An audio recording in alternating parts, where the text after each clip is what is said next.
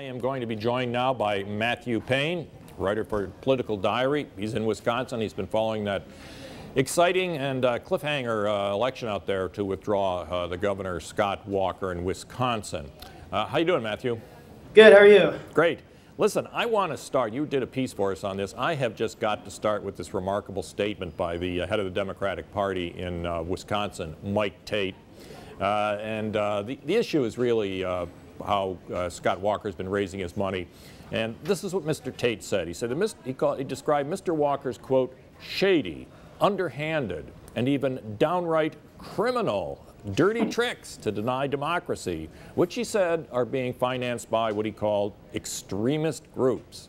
That's pretty heavy stuff, even for Wisconsin. Yeah. What is Mr. Tate talking about? Right. Well, he was talking about, he made that statement last November when Governor Walker actually started Governor Walker started fundraising for the recall race.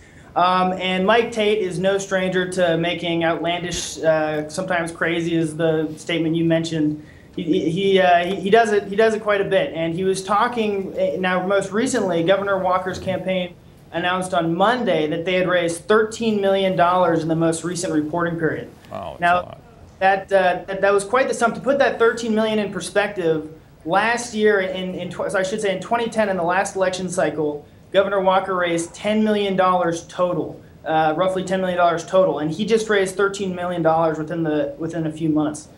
Well, tell us a little bit about the nature of the fundraising by both sides. The charge has been that all of Scott Walker's money is coming from individuals, large shadowy interests, but I guess it's a little bit more complex than that.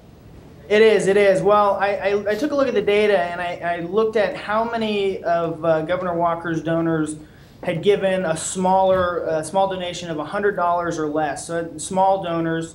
The charge leveled against Governor Walker has generally been that he's funded by the Koch brothers and a few out-of-state billionaires. And the data shows that that's just not the case. It turns out that 87% of Governor Walker's donors in the most recent reporting period came from those who gave $100 or less. Now, to contrast that with the Democrats, only 85% of Milwaukee Mayor Tom Barrett, he's Governor Walker's first challenger, only 85% of his funds, of his donors, gave $100 or less. And of Kathleen Falk, only 77% gave $100 or less.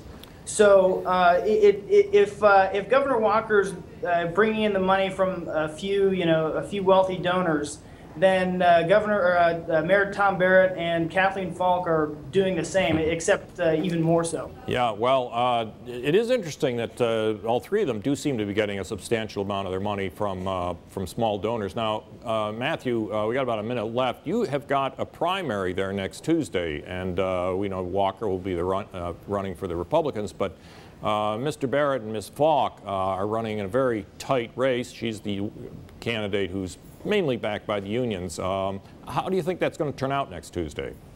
Well, Tom Barrett should win. He has the support of a lot of Democrats outside of Madison.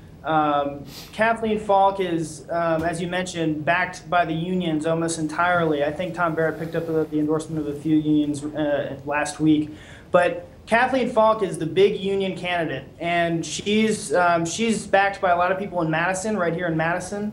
But beyond that, Tom Barrett is almost certainly going to face Governor Walker coming up on the June 5th general election. Yeah, well, the whole world is watching this, as many people say, and it is a big election. There's no question about it, Matthew. So I think we're going to be back to you next Tuesday to talk about the Democratic challenger. Thanks a lot.